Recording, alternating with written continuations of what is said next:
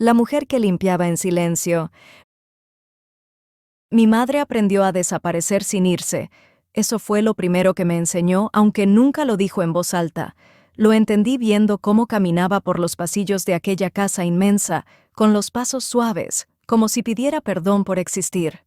Limpiaba lo que otros ensuciaban, ordenaba lo que otros rompían, y sonreía incluso cuando nadie la miraba. Se llamaba Isabel. Nadie en la familia pronunciaba su nombre completo. Para ellos era la muchacha, la sirvienta, esa mujer. Pero para mí fue todo lo que el mundo nunca quiso darme. Yo nací en una habitación pequeña, al fondo de la casa, lejos de las alfombras caras y de los retratos dorados que colgaban en las paredes principales. Mi padre no estuvo presente. Nunca lo estuvo. Dicen que dejó dinero sobre una mesa y se fue sin mirar atrás. Ese fue su primer acto como padre. Pagar para no sentir. Crecí escuchando risas que no eran para mí. Vi crecer a mis hermanos desde lejos, vestidos con ropa nueva, aprendiendo a mandar antes incluso de aprender a caminar. Yo aprendí a obedecer antes de aprender a hablar. Ellos me llamaban por mi nombre solo cuando necesitaban algo. El resto del tiempo, yo no existía. Mi madre me miraba como si yo fuera un milagro que debía protegerse del mundo. Me hablaba de amor cuando el amor parecía no tener lugar en esa casa. Me decía que la dignidad no se hereda, se construye, y que algún día, aunque nadie lo creyera, la verdad tendría peso. Ella amó a mi padre en silencio, no con reclamos ni exigencias. Lo amó como aman quienes saben que nunca serán elegidos, y aún así, nunca habló mal de él frente a mí. Decía que el rencor enferma más que la pobreza. Los años pasaron, y yo crecí siendo una sombra en una casa llena de luz ajena, hasta que un día mi madre enfermó. Y ese día, por primera vez, la casa guardó silencio de verdad. La humillación no siempre llega en forma de gritos, a veces llega vestida de indiferencia, de risas contenidas, de miradas que atraviesan como si uno fuera aire. Yo aprendí eso muy pronto. En esa casa me enseñaron a esperar de pie, nunca a sentarme sin permiso, nunca a opinar, nunca a soñar en voz alta. Cuando mis hermanos entraban a una habitación, yo debía retroceder. Cuando hablaban, yo debía callar. Y cuando preguntaban por mí, casi siempre era para señalar un error que no había cometido. Recuerdo una tarde en particular. Tendría unos 10 años.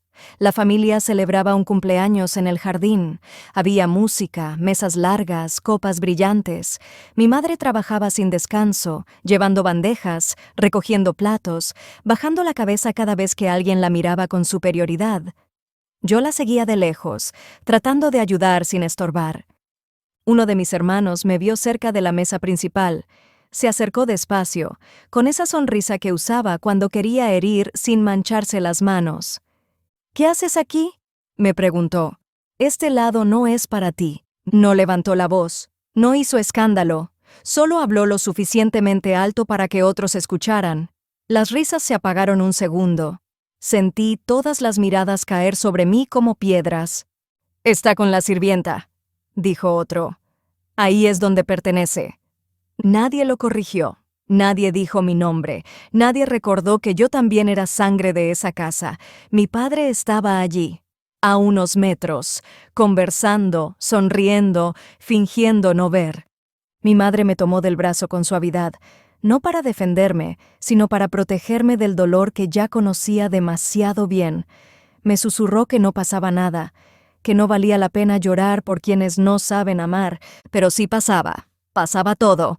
Crecí entendiendo que mi presencia incomodaba, que mi existencia era una mancha en un apellido que se creía limpio. Me dieron el peor cuarto, los libros usados, la ropa que ya no servía. Me negaron la educación que sí pagaron para mis hermanos, me enseñaron a agradecer migajas. Cuando pregunté por qué yo no podía estudiar como ellos, la respuesta fue simple y cruel. «No inviertas donde no hay futuro», eso fue lo que dijeron de mí. De un niño, mi madre lo escuchó todo, y nunca reclamó, no por cobardía, sino por amor. Sabía que cualquier palabra suya sería usada contra mí. Así que aguantó. Tragó humillaciones que no le correspondían. Se volvió más silenciosa, más pequeña, más invisible. Yo la veía volver a su cuarto por las noches, con la espalda cansada y los ojos llenos de algo que nunca quiso mostrarme del todo. A veces lloraba en silencio, creyendo que yo dormía, y en esos momentos juré algo que nunca dije en voz alta, que algún día todo ese desprecio tendría que mirar de frente a la verdad. La humillación más grande llegó cuando ella enfermó. Pidieron que siguiera trabajando, dijeron que exageraba, que no era para tanto, que una sirvienta es reemplazable, y cuando ya no pudo levantarse de la cama, la sacaron de la casa por la puerta trasera, como si nunca hubiera pertenecido a nada. Yo caminé con ella, sin mirar atrás. Y fue entonces, en la pobreza más dura, cuando entendí algo que cambiaría mi destino. Podían quitarme el apellido, el reconocimiento, la infancia, pero no podían quitarme la dignidad que ella me había enseñado. Después de que mi madre y yo dejamos aquella casa, el mundo se volvió pequeño y hostil, pero también honesto. Vivimos en una habitación alquilada, con paredes delgadas y una ventana que apenas dejaba entrar la luz. Ya no había jardines ni vajillas finas, pero había algo que nunca antes habíamos tenido: paz. Nadie nos miraba por encima del hombro. Nadie nos recordaba a diario que no pertenecíamos. Mi madre empeoró rápido. La enfermedad avanzó como si hubiera estado esperando el momento justo para mostrarse. Yo trabajaba en lo que podía, cargando cajas, limpiando talleres, haciendo mandados. Volvía cada noche con las manos cansadas y el corazón lleno de culpa por no poder darle más. Ella, en cambio, me recibía siempre con la misma sonrisa tranquila, como si yo fuera la mayor riqueza que había tenido en su vida. Fue en ese barrio humilde donde conocí el amor por primera vez. Ella se llamaba Clara. No tenía vestidos elegantes ni palabras refinadas, pero tenía una mirada limpia, de esas que no juzgan. Vendía pan en una pequeña tienda de la esquina y me veía pasar todas las mañanas. Un día me habló, solo para preguntarme cómo estaba mi madre. Nadie me había hecho esa pregunta con verdadero interés antes. Clara escuchaba sin interrumpir. No sentía lástima, sentía respeto. Me hablaba como si yo valiera algo, como si mi historia no fuera una vergüenza. Con ella aprendí que el amor no siempre llega para salvar, sino para acompañar, para quedarse incluso cuando no hay nada que ofrecer. Mi madre la quiso desde el primer momento. Decía que se notaba cuando alguien tenía buen corazón, porque no necesitaba demostrarlo. A veces, cuando yo no estaba, hablaban durante horas.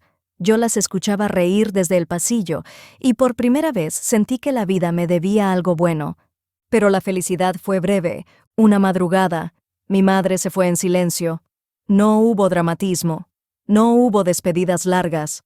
Solo me tomó la mano y me pidió una cosa: que nunca me pareciera a ellos, que nunca usara el dinero como medida del valor de una persona, que si algún día tenía más de lo que necesitaba, recordara de dónde venía.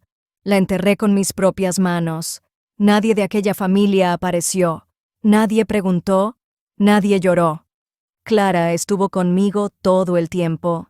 Me sostuvo cuando ya no podía sostenerme solo, y fue por ella que no me perdí en el rencor. Por ella seguí adelante. Estudié como pude. Trabajé más duro que nunca. No para vengarme, sino para honrar a mi madre. Años después, cuando ya había construido una vida modesta pero digna, llegó la noticia que nadie esperaba. Mi padre había muerto. Y con su muerte volvió a abrirse la herida que nunca cerró. Mis hermanos me buscaron, no por cariño, no por arrepentimiento.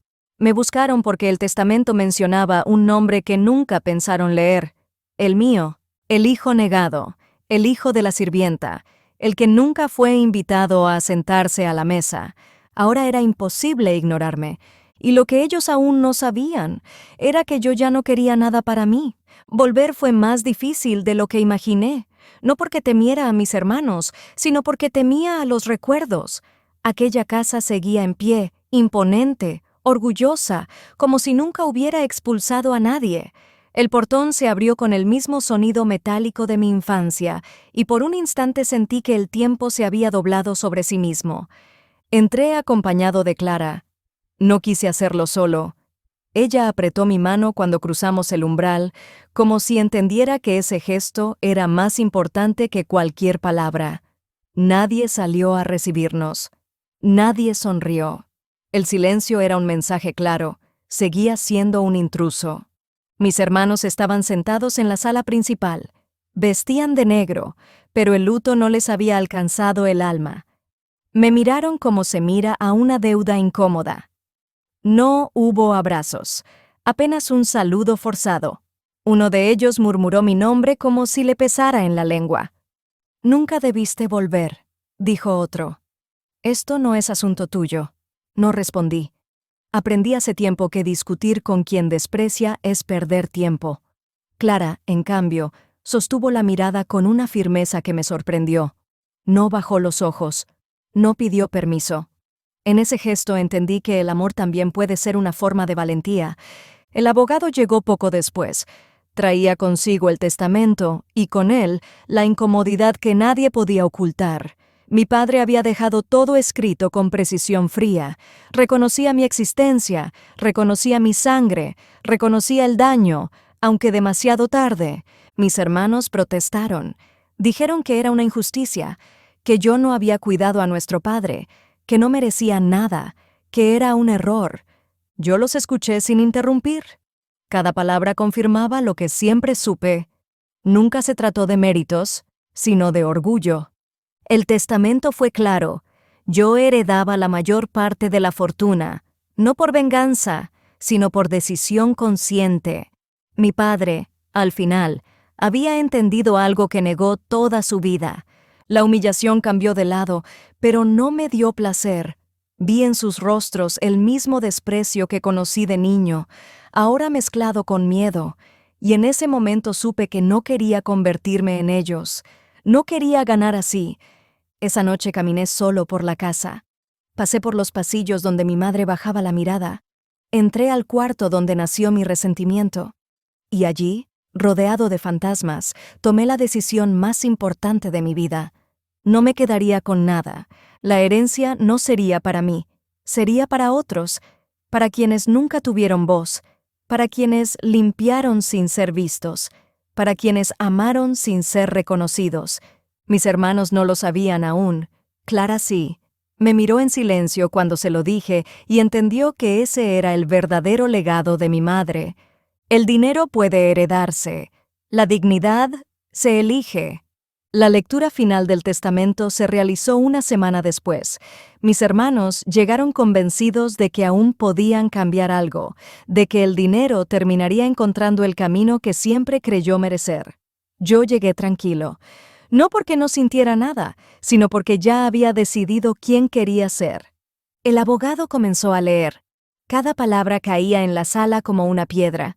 Nombres, propiedades, cuentas, tierras. Todo aquello que durante generaciones había sostenido el orgullo de esa familia, ahora pasaba a mis manos. Podía ver en sus rostros cómo el desprecio se transformaba lentamente en pánico. Cuando terminó, hubo silencio. Un silencio denso, incómodo. Uno de mis hermanos fue el primero en hablar. «Esto es una locura. Él no estaba bien cuando escribió esto». Otro añadió que yo había manipulado a nuestro padre, que mi madre había sido una oportunista, que yo no merecía ni una moneda. Los dejé hablar. Los dejé vaciar años de rencor. Cuando terminaron, me levanté despacio. Sentí la mano de Clara en mi espalda y hablé. Les dije que aceptaba la herencia, solo para rechazarla después, que todo sería donado, que ninguna propiedad quedaría en manos de alguien que solo supo despreciar, que el dinero serviría para construir lo que a mi madre le negaron toda la vida. Oportunidades. Se rieron, pensaron que mentía, que era una provocación, hasta que el abogado confirmó cada documento, cada firma, cada decisión. Nunca había visto el odio tan claro en un rostro. No era por el dinero, era porque alguien a quien nunca consideraron digno había demostrado ser mejor. Esa misma tarde comencé el proceso. Fundaciones, becas, hospitales, escuelas, lugares donde las mujeres como mi madre no fueran invisibles, donde los hijos negados no tuvieran que pedir permiso para existir. Mis hermanos intentaron detenerlo, amenazaron, suplicaron, insultaron, pero ya no tenían poder sobre mí. Me fui de la casa sin mirar atrás, por última vez. Hoy vivo con Clara en una casa sencilla. No hay lujos. No los necesito. Cada día, al ver lo que ayudamos a construir, siento que mi madre sigue viva en cada gesto de bondad. Nunca quise reconocimiento, nunca quise que dijeran mi nombre con orgullo. Solo quise demostrar que el amor que ella me dio valía más que toda una fortuna.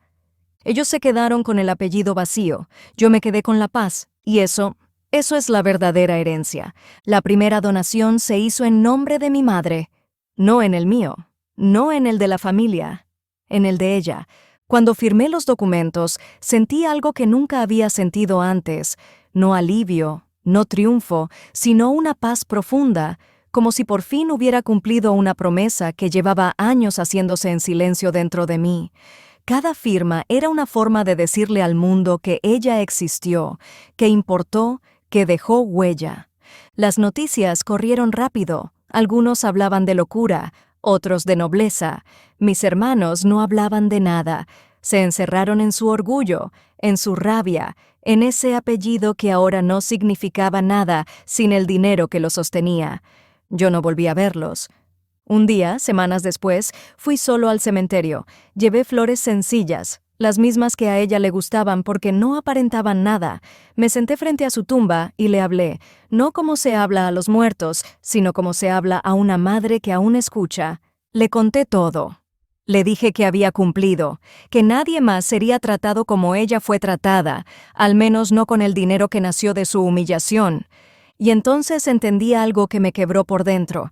Ella nunca quiso justicia, nunca quiso venganza, solo quiso que yo no odiara, que no me pareciera a ellos. Clara llegó después. Se sentó a mi lado sin decir nada. A veces el amor verdadero no necesita palabras, solo presencia. Hoy, cuando alguien me pregunta quién soy, no menciono apellidos, no hablo de fortunas, no cuento la historia completa, digo lo justo, digo que soy hijo de una mujer que limpiaba casas ajenas con dignidad, digo que aprendí a amar sin condiciones, digo que tuve más de lo que necesitaba y lo devolví al mundo. A veces, por las noches, pienso en esa casa grande que ya no me pertenece, en los pasillos, en el desprecio, en la humillación, y sonrío, porque ya no duele, porque el pasado solo tiene poder mientras uno le da voz. Esta es mi voz ahora, una voz que no reclama, una voz que honra, una voz que eligió el amor por encima del rencor. Si algo queda de mí cuando ya no esté, no será un nombre grabado en mármol ni una fortuna acumulada. Será la memoria de una mujer sencilla y de un hijo que decidió que su mayor herencia sería hacer el bien. Y con eso es suficiente, porque hay personas que nacen sin nada y aún así lo dejan todo.